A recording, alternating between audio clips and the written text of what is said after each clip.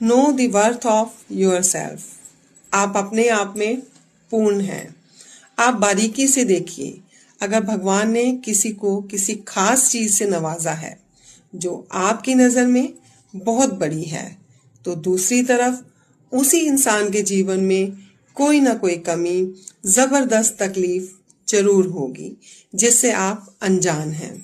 संसार में हर इंसान का जीवन ऐसा ही है जैसे तस्वीर, जो आगे से तो बेहद खूबसूरत है, लेकिन उसके पीछे गत्ता, कीले और टेप है।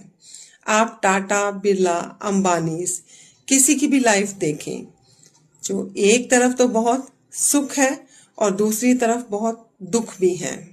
इसलिए लिव एट द फुलेस्ट। समय बहुत कम है, 4 दिन की जिंदगी है। अपने जीवन को किसी सार्थक उद्देश्य में लगाएं। Have a nice day. Thank you.